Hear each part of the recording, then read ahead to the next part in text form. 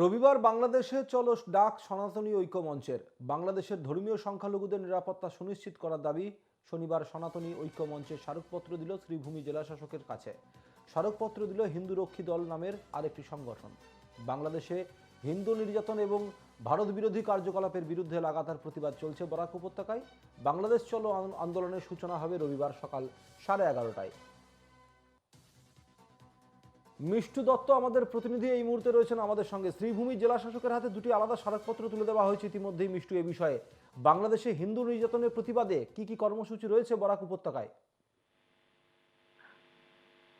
সুমিত, দেখো, বরাক উপত্যকার শ্রীভূমি, শিলচর, বদরপুর, ভাঙ্গা, রামকৃষ্ণনগর সব দিকেই কিন্তু প্রতিবাদ মুখর এক পরিবেশের সৃষ্টি হয়েছে। একটাই কারণ যে বাংলাদেশে যারা ধর্মীয় সংখ্যালঘুরা রয়েছেন তাদের নিরাপত্তা সুনিশ্চিত করতে হবে। অপরদিকে ইসকনের যিনি চিন্ময় প্রভু, উনাকে নিঃশর্তে মুক্তি করার দাবিতে আমরা দেখতে পাচ্ছি প্রতিদিনই আসলে বরাক উপত্যকায় কোনো আওয়াজ উঠছে এবং যারা সনাতনীরা রয়েছেন তারা প্রতিবাদ মুখর হতে আমরা দেখতে পাচ্ছি। আর আজকের কথা যদি বলি, তবে সনাতনী ঐক্যমঞ্চ নামের একটি সংগঠন আজকে আবারও তারা আন্দোলনের ডাক দিয়েছে। আজকে দিনের 11:30 করিমগঞ্জ কলেজের খেলার মাঠ থেকে এক বিশাল প্রতিবাদী মিছিল বেরোবে, যে মিছিলের উদ্দেশ্য বা তারা সেই মিছিলের নাম দিয়েছে বাংলাদেশ চলো অভিযান।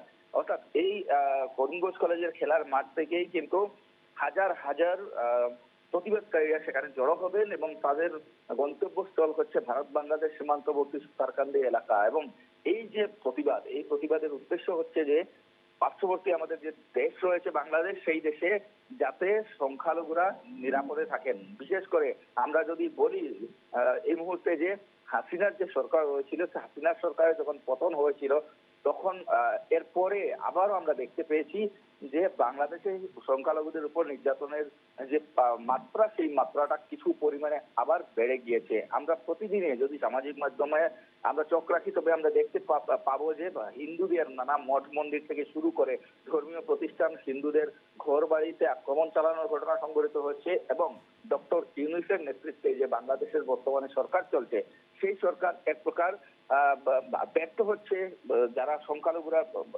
বাংলাদেশে যারা ধর্মীয় সংখ্যালঘুরা বসবাস করছেন তাদের নিরাপত্তা দিতে।